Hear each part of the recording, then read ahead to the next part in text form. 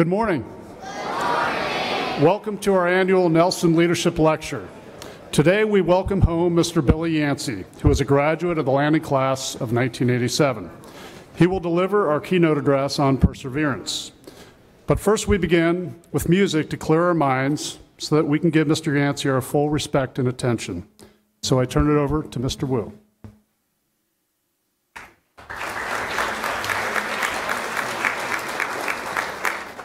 Our chamber singers from our upper school are singing Brothers Sing On by Edvard Grieg.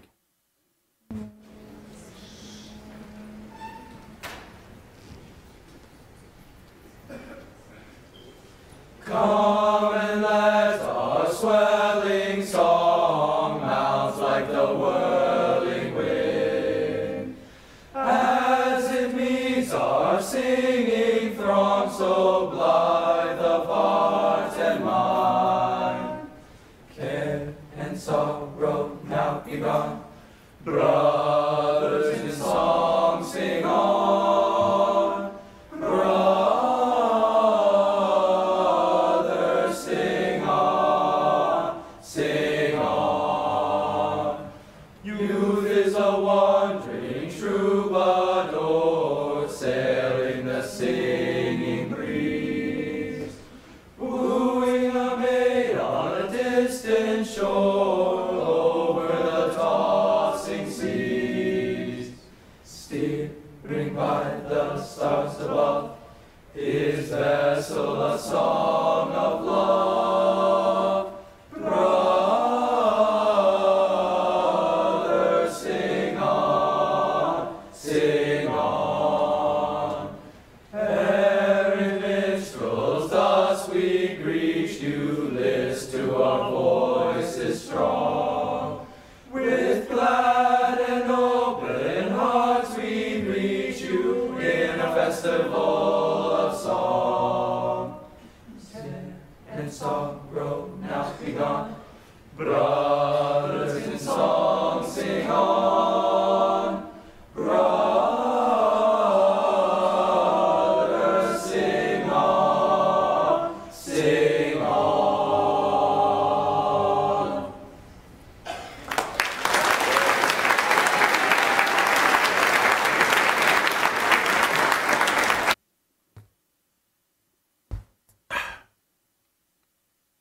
Good morning. Thank you, Mr. Wu. That was lovely. I'd like to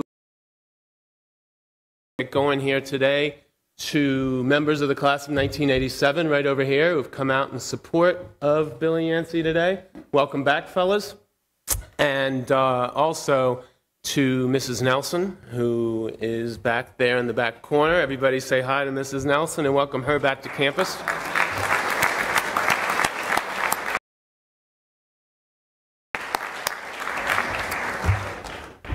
And to the entire Landon community, which is watching this thing on live stream today. So it's great to have everybody joining in on such a special day. This is the Nelson Lecture Series in honor of my good friend, Chris Nelson, a member of the class of 1986. It is hard for me to believe that it's been 36 years, just a few short weeks ago, earlier in October, that we lost Chris during his freshman year here at Landon to a brave and hard fight with leukemia. And I'm very thankful that I get to see Chris almost every single day out here at Landon. And it's thanks to these guys sitting right here. I see these guys every day at Landon running to the lunchroom, running to science class, and especially right out there on the field at recess, running around, having a good time. I'm not really sure why, but when I think of Chris, I always see us back in the lower school, running to and fro, trying to make it to that next class, trying to make it to that next activity. Being in the lower school at Landon, especially back in the 1970s, was a magical experience. There was no technology, literally, no technology. Heck, we were just happy that we had a few TV shows in color. And our days were right here within the White Rocks. There was very little to distract us. The outside world almost ceased to exist when we got here to campus. And the rhythm of the day revolved around what took place right back there on that field behind us. We were in awe of everything that Landon put in front of us, and we tended to amplify and embellish every little moment of each day, particularly what took place out there on the football field during recess. We played it tackle style back then, and the day started with graham crackers and milk and us crafting oddly named plays such as the Fumblerooski and the Statue of Liberty, plays that would certainly turn someone into a hero for the day. And later at lunch, we would dissect those plays and try and figure out what went wrong so that we could correct it for the next day and celebrate a few more heroes from the football games. Every single person in our class was a part of this tale. Everyone had their 15 minutes of fame, either on the field or somewhere else during the day, something that we could exalt and celebrate and treat as if it had never happened before to anybody ever in the history of Landon. This was the rhythm of the day back then for us. I can still remember watching Mark Dove trot out to recess wearing a pair of elbow pads emblazoned in deep blue with the number 33. That was Tony Dorsett back then. And somehow, the wearing of these elbow pads elevated Mark to some sort of heroic status. We were in awe of these elbow pads, and we had no idea how he could possibly be stopped that day. I also remember a day that changed our class's history and perhaps Landon's forever. It was literally the very first handheld piece of technology to make its way onto the Landon campus. Greg Camelier came to class one day with a Mattel electronic football game. Who knew moving sticks around a screen could be so entertaining? But it was. Chris Nelson didn't need his 15 minutes of fame. His career here at Landon was his 15 minutes of fame. He was the true leader of the class of 1986 from the very first day he stepped foot on this campus. He held every single possible elective office that you could hold for our class during his time here. And when he left us in the fall of 1982, he was class president, just a few short months removed from winning the headmaster's award in the middle school. But he did have his 15 minutes of fame. I can remember it vividly. It was in the spring of 1979. It was the very first day of spring sports. And we were heading out to tennis practice. Back then, everyone played with a wooden racket. It was some version of the Wilson Jack Kramer that we all had out there. And we didn't play against other schools. So our coach, Mr. Smith, had to find some way to keep us interested and occupied. And he came up with the Landon tennis ladder. And we obsessed over this ladder. It was a holy writ that Mr. Smith hung up on the gates every single day with arrows indicating who had moved up and who had moved down. And we constantly speculated on who could defend their position and who would challenge and who would get to the top rung. It was our obsession. Well, on this day, first day of practice, the speculation ran wild as to who would take the top spot that year. And as we got to the courts, we all stopped and we stared. And Chris Nelson pulled out a golden wand from his tennis bag. Yes, it shone brightly in the sun that day.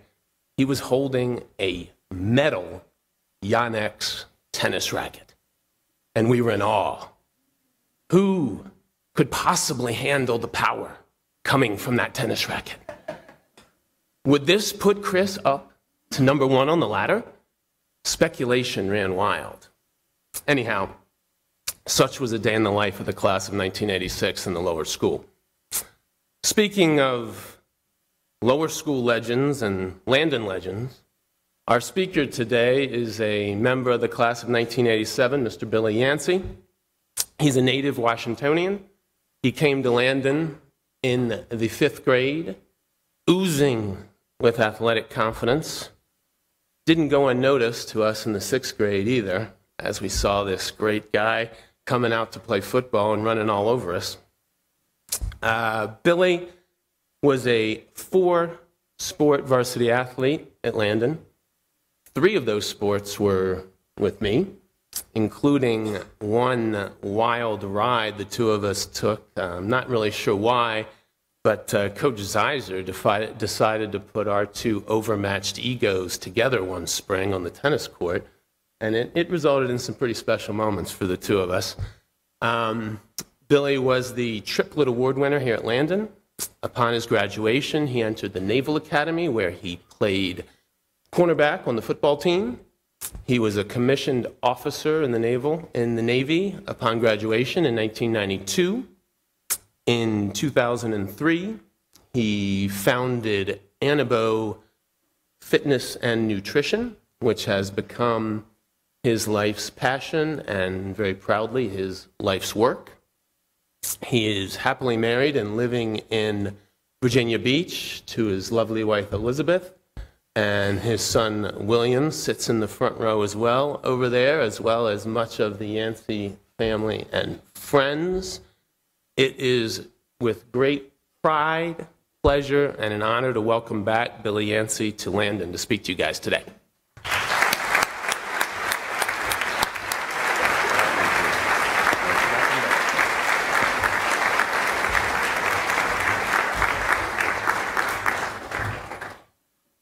Quite an introduction. Thank you, WT, for the opportunity to come home. It's an absolute honor to be back. Things have changed so much. In memory of Chris Nelson and his family, thank you as well for the opportunity to come back and speak, to address you today. Thank you, Headmaster Neal, for the opportunity as well. And my fellow Bears, thank you for having me. Good to be back.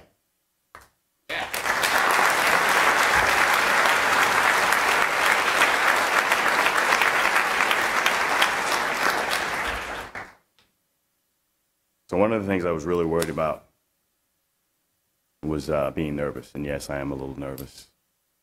I kept thinking about me back in the 7th grade and having to give a 1-minute speech. And I got to the head of the class, and I froze. I could not say a word, regardless of anything. But that's not going to happen today, I promise. Okay, just reminiscing.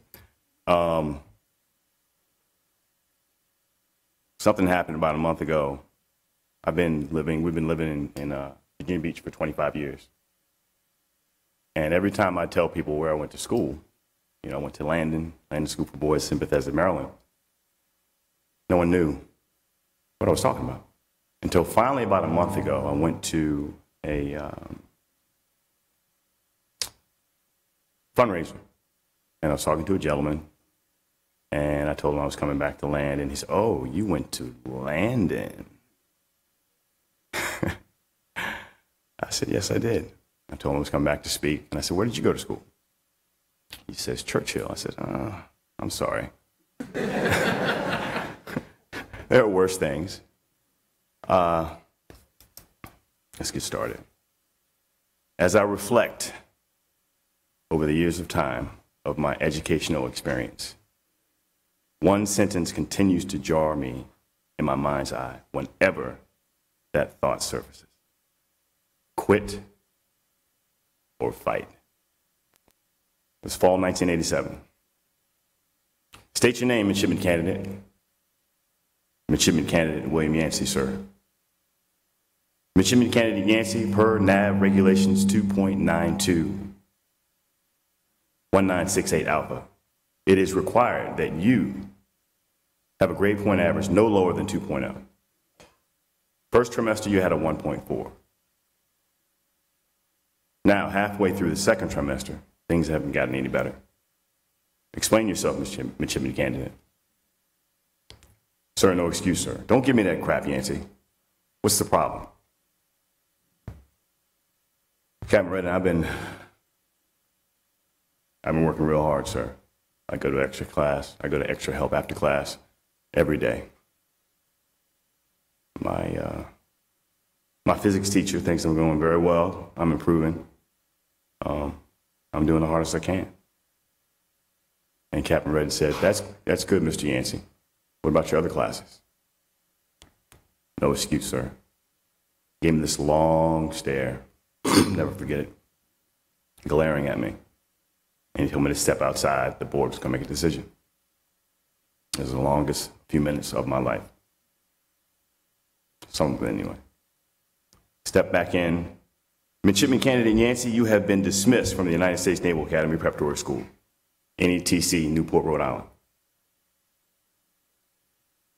Per NAV Regulations 2.921968 Alpha, it is required that you have a grade point average no lower than 2.0 in order that you attend the United States Naval Academy.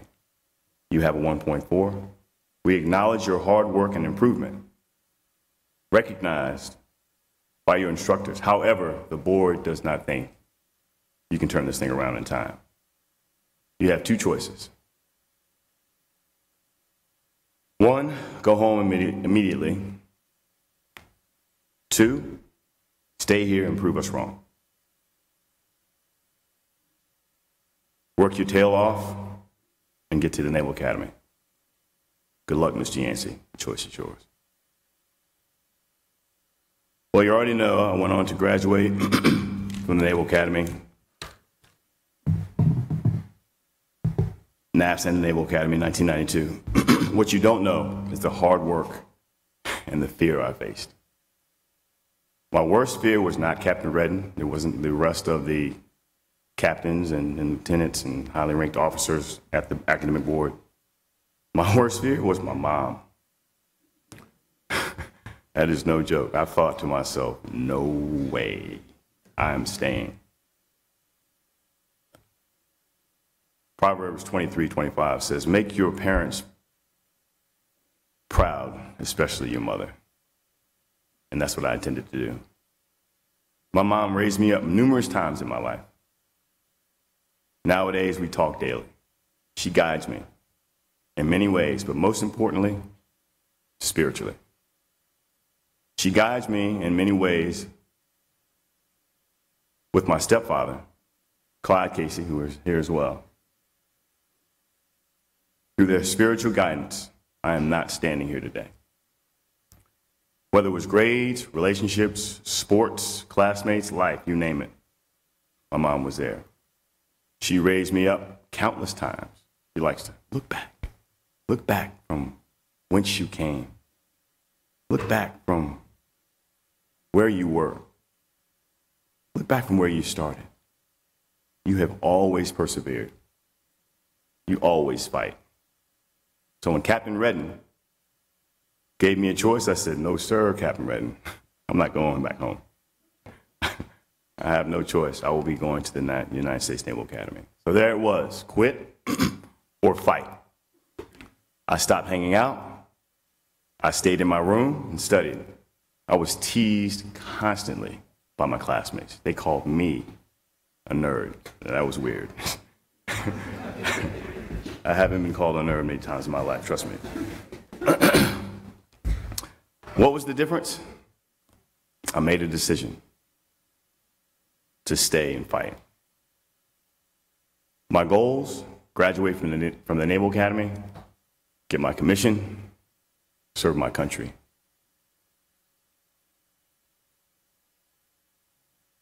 I chose not to betray myself to get someone else's approval. I could have very easily listened to my classmates instead of studying, but I chose not to. My mother was never aware of my ACT board. She would have killed me. tenacity, and determination. That's what it took. My mom taught me never give up and be determined in all that you do. That's why she was so adamant for me to come to Landon. Landon anchored me to a platform from which to learn, develop, and succeed. Landon provides the tools to achieve. As Zen Shin says, a flower does not think of competing with the flower next to it. It just blooms. You saw Mr. Sorkin. That's what happens here at Landon. We bloom.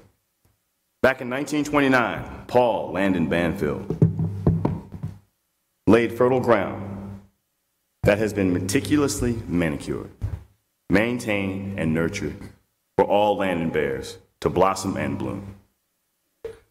Starting from the 3rd grade, and I got this off the internet, Landon prepares us bears, for productive lives as accomplished, responsible, and caring men, whose actions are guided by the principles of perseverance, teamwork, honor, and fair play. Landon prepares us for life, not just for any old life, not just for a small life, a big life. A fervent, harmonious, truthful, equitable life. In the words of Nelson Mandela, education is the most powerful weapon which you can use to change the world. Landon gives us the tools to help change the world. I realized this 30 years later at our reunion. I got it. I finally understood why I was meant to be at Landon. Once upon a time, an 11-year-old boy named Billy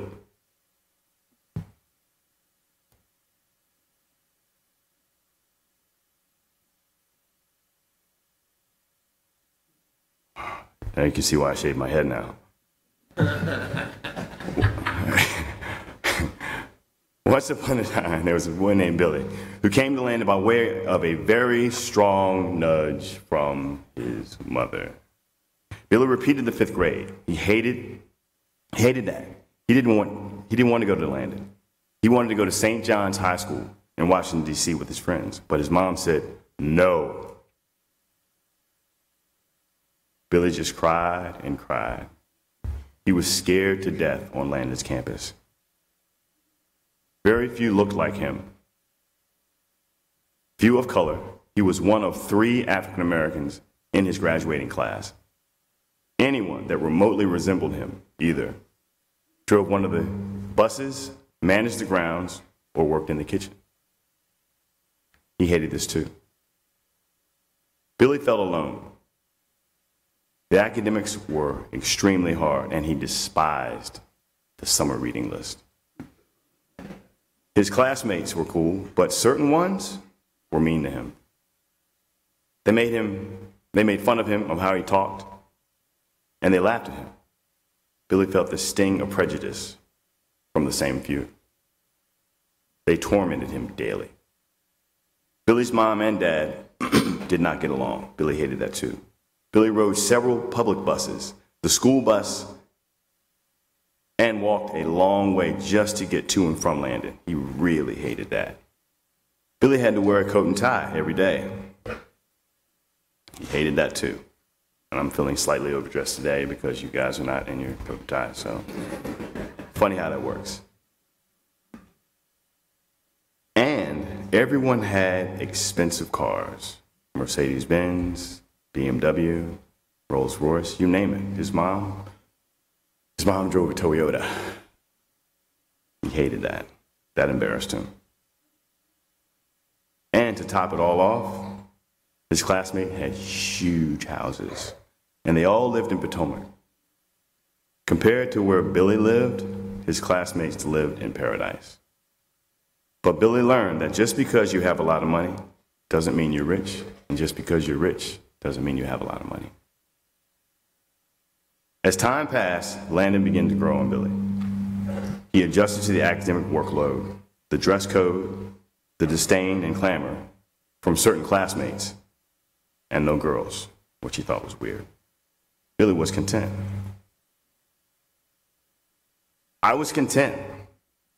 I settled in. My teachers and coaches, from Mr. Lohmeyer to Mr. Benavides, to Mr. Swinehart, to Mr. Sorkin, to Miss A, to the late Miss A, Miss J, to Mr. Z, Coach Davis, the late Miss Davis, to Coach Duquette, to Coach Mosley, to Coach Hanker, to Coach Bordley, to Mr. Jacoby, who all helped me adjust to my new surroundings, as well as the expectations of me to be a happy, well-learned, well-mannered, respectful, caring, tough, resilient, proud, Georgetown prep untolerating, St. Albans bashing, bullish crushing,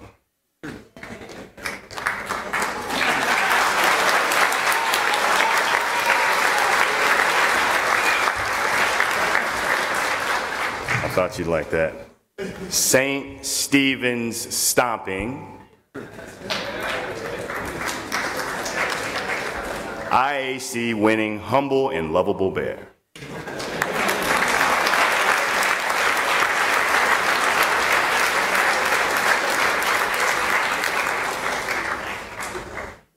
I sang in the chorus, I competed in several sports, and even won the most prestigious awards, the Harrison Triplet Award, to be recognized as most athletic student in the class who dominates skill, sportsmanship, and dedication to fitness was a true honor. There were a number of other classmates who were as deserving as I. Nevertheless, as student athletes, we kicked a whole lot of butt. I encourage you to embrace your classmates, to all of you, your teachers, your coaches, your administration, your building and ground staff, your meal staff, and your transportation staff. These are your family.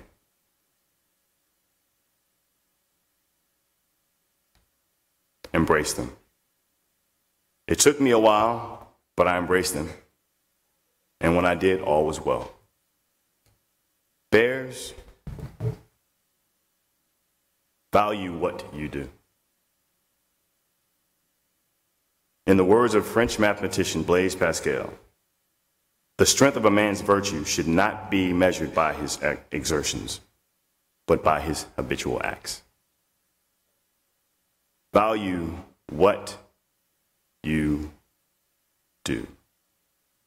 Not what you are, or who you are, or what you want to be.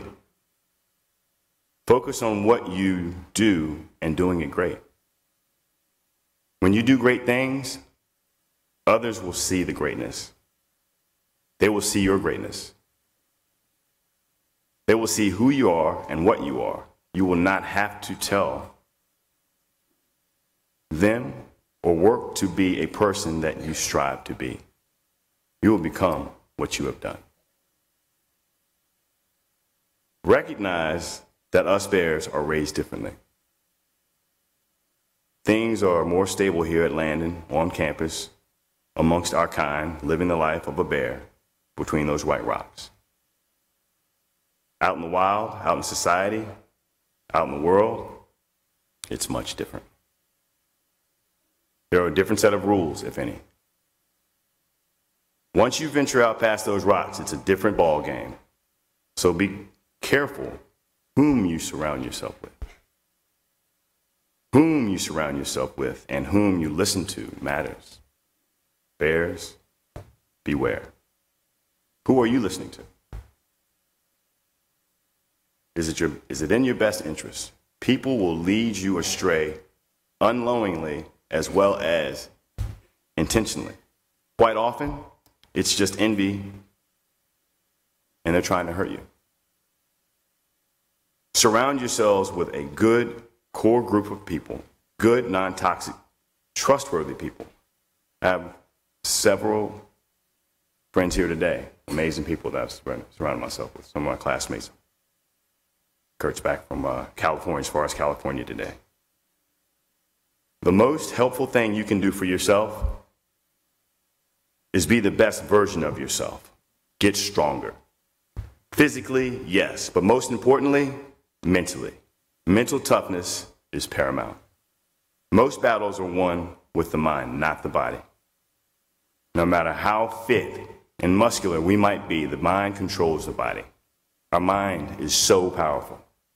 It can talk us into losing and out of winning.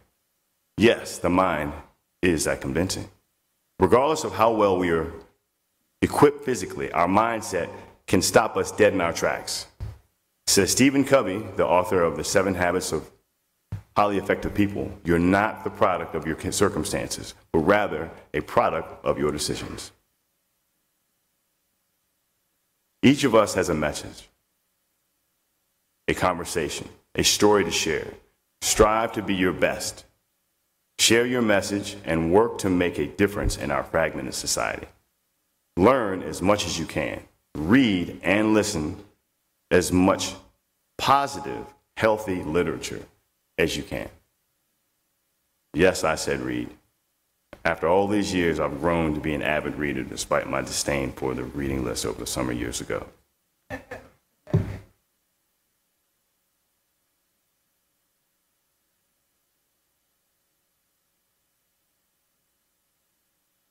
Scripture says, you are better off to do right than to lose your way by doing wrong.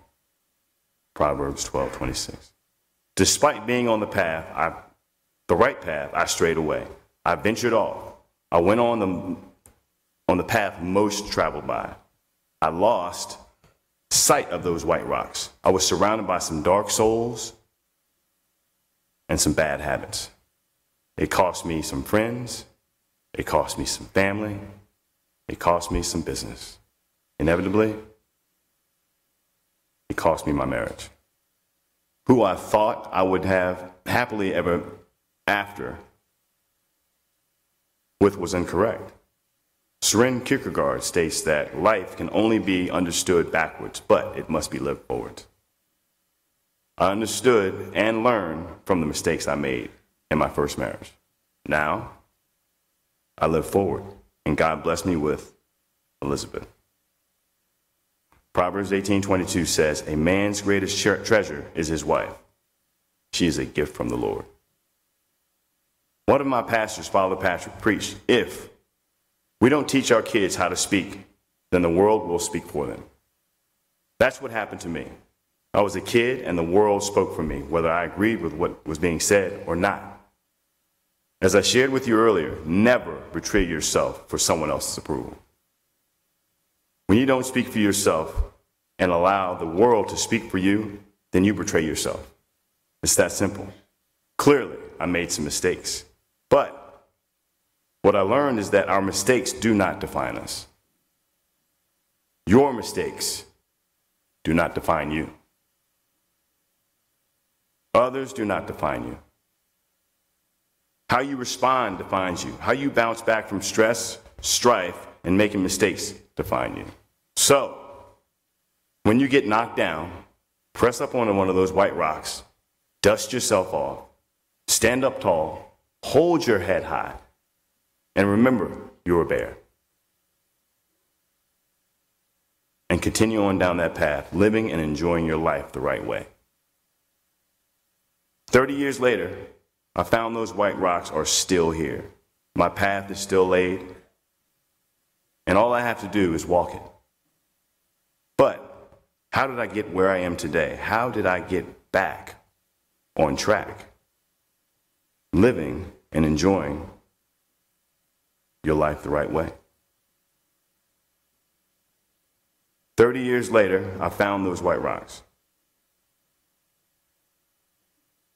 And I started over, and that's okay. My naval service ended abruptly. Several football-related orthopedic injuries rendered me unfit for duty. I was given an honorable discharge and pardoned out of the Navy.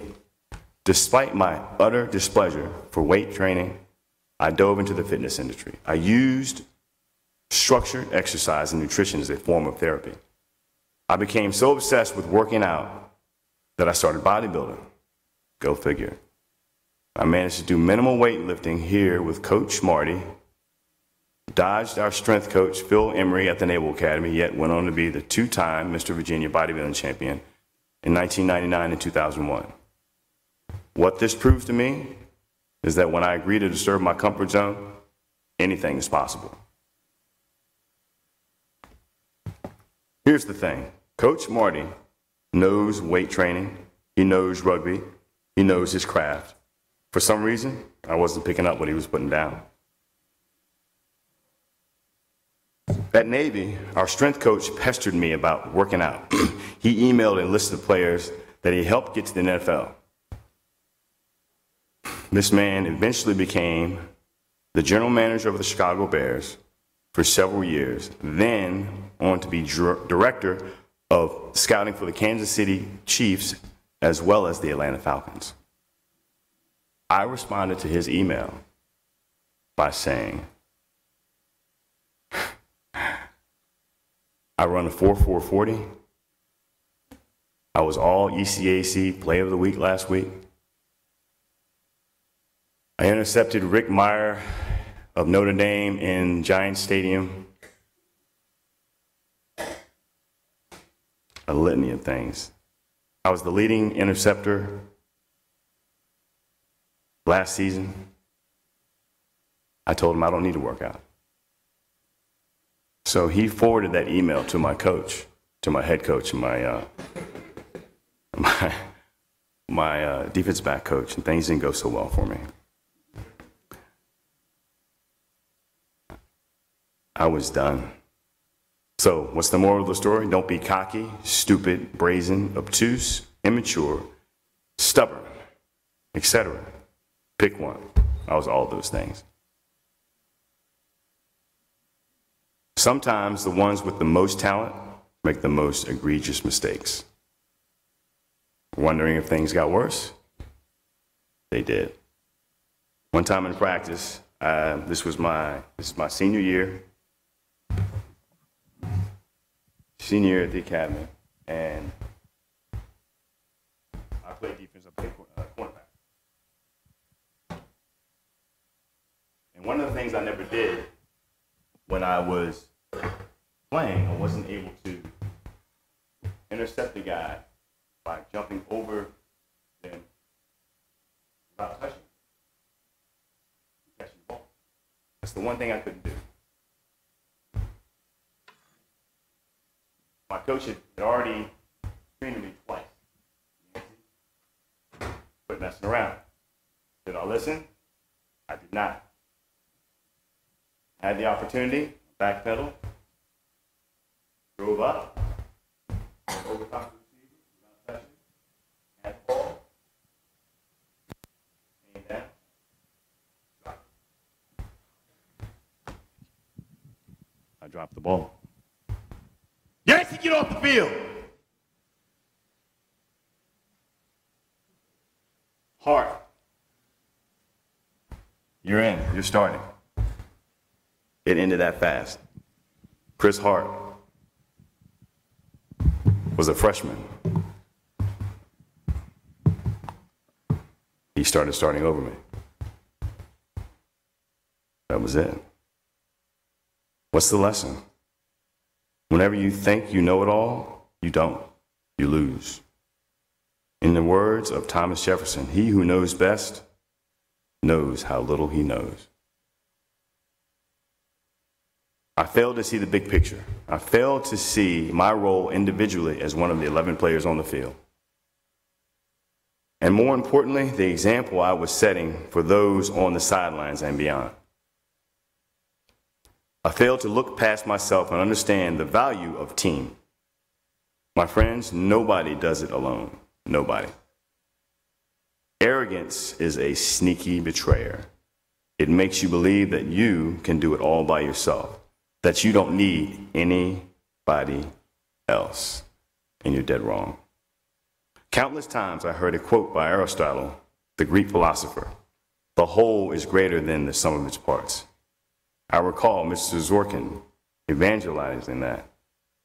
every day in geometry class. It was nauseating. Clearly, I did not get the message. It took me years to finally understand and appreciate the quote. I learned that parts of me are really good and I have parts that require more attention. However, in this, I also discovered that some things I perceived as weaknesses were actually my strengths. I realize now that the same applies to success and failure. Failure has value. Failure, if approached the right way, can be an asset. Failure is extremely valuable. How? Through our response. How we respond to failure is important. We can win through failure. Failure is your springboard or your quicksand. Take your pick, up or down. In this situation, along with many others along the way, I chose quicksand. I chose down. Today, I choose up. Either way, I stand before you today as the sum and failures of my life. I am a better version of myself. Be careful not to be too hard on yourselves. The parts of you that need work, that are worn or fragile or need refining, will help mold you. But in the words of Voltaire, don't let perfection be the enemy of good enough. Part of my journey involved starting my own business. In 2005, after several years of personal training at other gyms, I decided to take a leap of faith and open my own gym. I spent countless hours sitting in my empty gym, wondering how I'd pay rent, keep the lights on, and the refrigerator stocked with supplements. It was frightening. As if it weren't challenging enough, my father came in town to visit and told me to close the gym. He said there is no money in the gym business and that I should stop wasting my time. My father was always very critical of me. But this time, he went too far. Presuming I would follow his direction, he scheduled an interview for me with one of his friends who worked for the FBI. My father told me that I was going to close my gym and be an FBI agent. That turned out to be an inspiring conversation. Not so much. Here I was, once again, quit or fight. Despite the long, arduous entrepreneurship, we have a thriving business. I chose the name Anabo because all we need is a spark to strengthen our bodies. Anabo means ignite in Greek. One brief action starts a chain reaction. It only takes one snap to start a football game and one tip-off to start a basketball game. Anabo is based on time because time is boss. I've always wondered, if everything we do is based on time, then why don't we prepare for them in this manner? Millions have 9-to-5 jobs. The NBA has a 24-second clock, and I have a fixed amount of time to deliver this message. Strikingly, we have time zones throughout the world to help us stay on time. Yet, we carry on as if we have all the time in the world. It is more challenging to complete a task under stress in a fixed amount of time than it does to complete the same task at your leisure. Today, Anaba, it's a digital workout program for all fitness levels. Whether it's doing squats, sprints, or solving problems in math class, the intensity increases once the task is timed. In 2011, Anaba was born from a few workouts on a whiteboard, as you can see behind me. Today, it's a digital workout program for all fitness levels, kids, seniors, and professional athletes. Anaba works by strengthening your mental toughness. Remember, it's more challenging to complete a task under stress in a fixed amount of time. With Anaba, we practice doing various exercises under stress, for different spans of time, thus conditioning you for the stresses of life and sport. The mind cannot distinguish between the stress of trying to win the game as time is expiring or cramming for a final exam. Your mind has no idea. To the mind, it's just stress. Granted, it takes more than a few minutes to learn life's lessons, just like it took me 50 years to understand how to be 50 years old. Our society rewards instant gratification, which, over time, can be crippling. We must learn to respect the process and make every minute count in sport and life. Owning a business is no cakewalk. Yes, I get to set my own hours, holidays, and vacations, which are infrequent. But I also get to work 14-hour days and open up on time, whether I'm sick or not. What's most challenging is navigating through the frustration of the entire system crashing when members are in the middle of their workouts. Most times, I'm facing the problem on my own, which can be extremely stressful. I so embrace my team of colleagues, which includes my wife, Elizabeth, and many others. Riding the highs of successful business are great. Enduring the lows are awful, but surmountable. Hard times even forced me to sleep at the gym for a few weeks. Not something I'm proud of, but I made it through. I won the battle. I went from almost closing my business for good to being recognized as one of the top 3 gyms in Hampton Roads. This is just the beginning. Anabo is a worldwide brand weaving its way to millions everywhere. The battle of me trying to save others was no match for the war I fought inside my head. From the opulence ubiquitous throughout Landon to my grandfather, to my father, who reminded me that it was never good enough, to family members who were notoriously recognized with national and worldly followings, my self-confidence struggled. How could I ever live up to any of this? I pondered, I prayed. Finally, I learned I was all wrong. I didn't have to live up to anyone but myself. I am my biggest obstacle. Not my grandfather, not my uncles, not my father, not my classmates, wealth, or anybody else. The only thing that can stop me is me. The only thing that can stop you is you, yourself. After all these years, my self-esteem is catching up to who I am. Of all the battles in my life,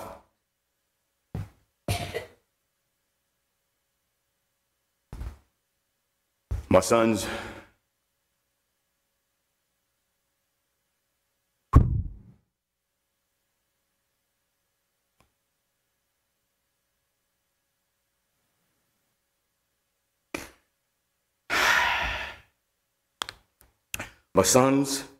was the toughest. William is here today. He just turned 12 last month and started middle school. He was born 1 pound, 14 ounces.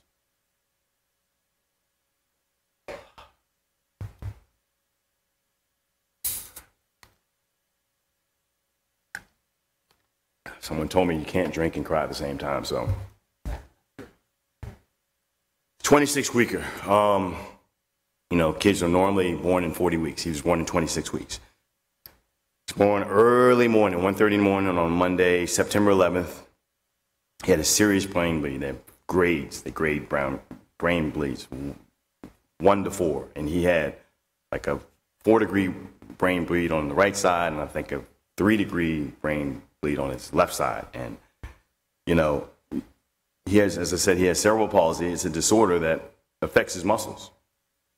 He feels a lot of stiffness, tightness, which is called spasticity. All of this was caused by the fact that his brain was underdeveloped. I'll never forget the meeting that me, my former wife, my mom, Clyde, and the doctor and the nurse had a week after William was born. and it was tough.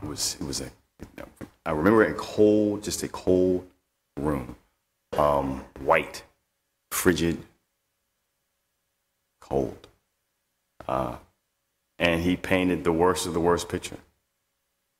A close friend, Sharon, said to me tearfully one day, "Not all of God's gifts come wrapped in a pretty red bow." I've learned that life has an uncanny way of revealing our greatest blessings.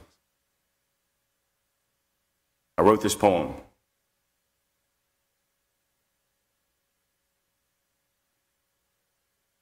When I was a little boy, one of my favorite things to do was play my Mattel Handheld football game. It was a little bigger than the iPhone. It was about 6 inches long and 3.5 inches wide. William was barely twice that size when he was born. It was all white and had 6 small buttons to play: defense, kick, and score touchdowns. The object of the game was to defend and score. I loved it. I played it for hours and lost all sense of time. When you scored, a cluster of beeps would play. I'll never forget the melody. As I sat at William's bedside in the NICU, I'd often hear a cluster of beeps, kind of like my Mattel Handheld. Similar, but much different. This was no game. The beeps were indicators, not touchdowns. Indicators of oxygen flowing, indicators of breathing, indicators of life. The beeps were constant in the beginning, intimidating, overpowering, annoying. They seemed to play for hours. I'd lose all sense of time. After a while, it was just background noise, until that dreaded squeal, a high-pitched sound, followed by a really low growl. I'll never forget the melody. I loathed that sound. It meant apnea and bradycardia. Apnea meant that William stopped breathing for more than 20 seconds and caused his heart rate to fall under 100 beats per minute. Normal was 120 to 160. His immature nervous and muscular system gave him a condition called apnea of prematurity, meaning at times his brain either failed to tell him to breathe or his immature muscular system wasn't strong enough to keep his airway open. When William lost his breath, I held mine. When his heart slowed, my heart raced and sank. The 6 small buttons to defend and score were nowhere in sight. I felt helpless. There's scared and there's afraid. I was afraid. Look at William.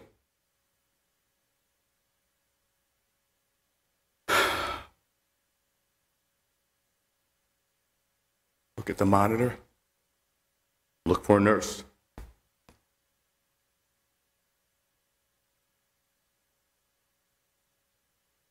Look at William. Look at the monitor. Look for a nurse. Look at William. Look at the monitor. Look for a nurse. Finally, a nurse. She gets William settled, resets the monitor. He's fine, she says, and walks away. I'd exhale.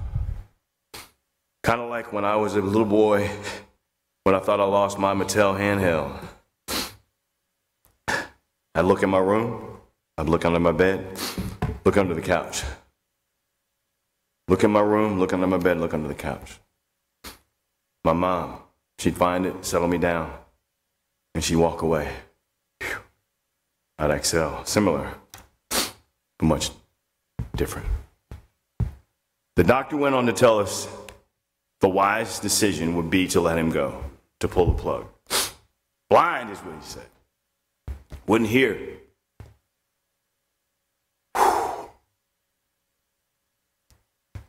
Couldn't eat on his own. Couldn't walk. Worst of the worst. I told him he'll be okay.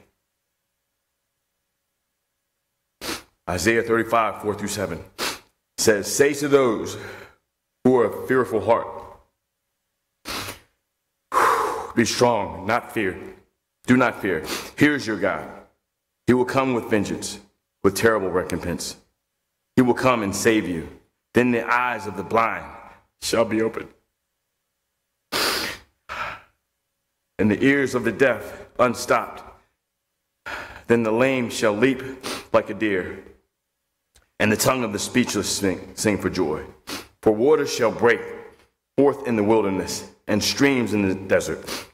The burning sand shall become a pool, and the thirsty ground springs of water. Stuck in the wheelchair, he said. He promised it. Unable to walk. And he even went on to say that 65% of these cases had not so happy endings.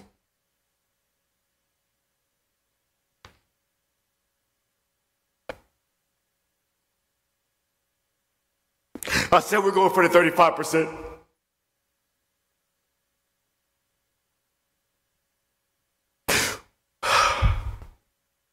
We believe in higher being.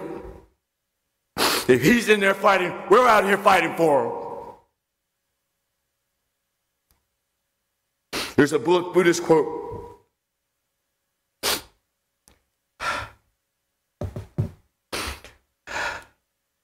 There's a teaching about the finger and the moon. The teaching is merely a vehicle to describe truth.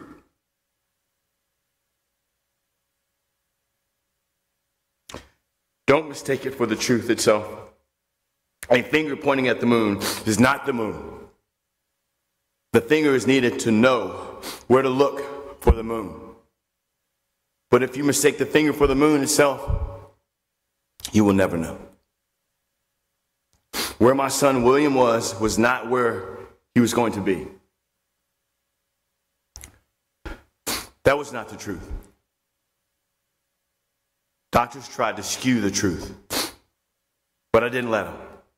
My fellow bears, don't get skewed. Where you are, where you may see yourself today, is not where you're going to be. Don't mistake the finger for the moon. Don't mistake your today for your tomorrow and years to come.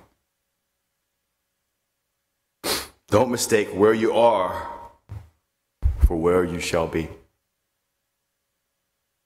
My life's defining moments at naps, quit or fight. For my gym, quit or fight. For my son's life, quit or fight. I fought. We fought. I focused on not on the finger, I focused on the moon. As you go forward, and not if, but when you face adversity, and when you fall, and when you get knocked down, I don't encourage you, I implore you not to give up, but to get up. Proverbs 24:16 says, even when good people fall down 7 times, they will get back up. There will be times when you'll get knocked down 8 times, 9 times, 10 times, infinite times. Get up. Get up and fight. Get up and fight with veracity. Fight with tenacity. With a purpose and conviction. Have faith in the Almighty. Faith in yourselves. Faith in your family. Faith in your friends. Faith in Landon. Faith in the Bears.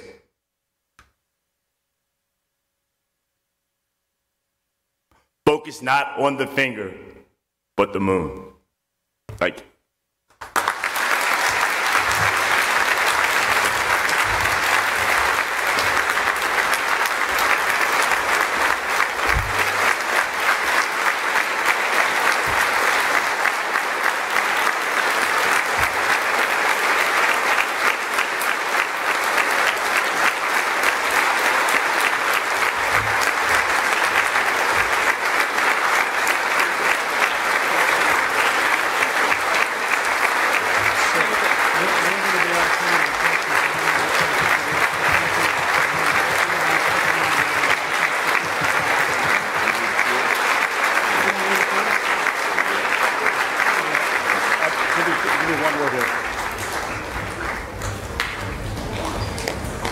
Thank you, Mr. Yancey, for sharing your experience, your pain, your courage, your love, and your fight. We greatly appreciate it. Our time has run out, so we're going to save our questions for another time, but Mr. Yancey has asked if he might lead us in a cheer as we depart. Mr. Yancey, you want to do that? Here we have St. Stephen's this week. Yeah? St. Stephen's? What day? Saturday? What time? You guys ready?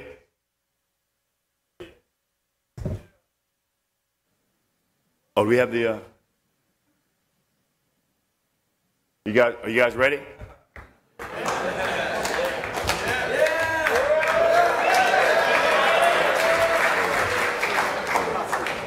Wait. You know. Oh.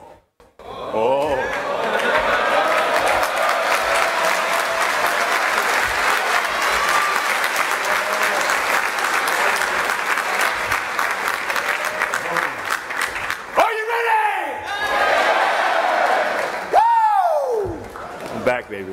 Feel good. That guy's still here. How about that? The prescription for winning the game: faith, drive, success. You have to mean faith. Faith.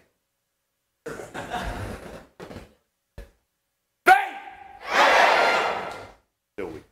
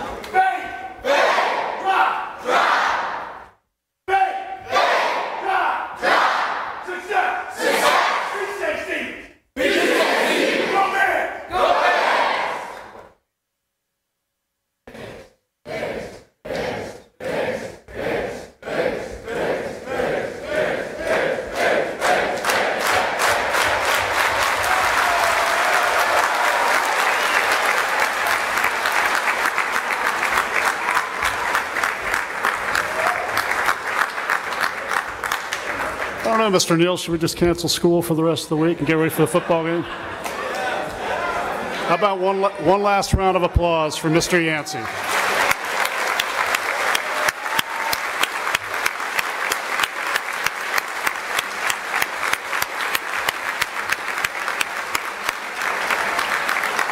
I do want to thank all of you for your time and attention. Lower school is dismissed. So guys, do you want to come up and ask?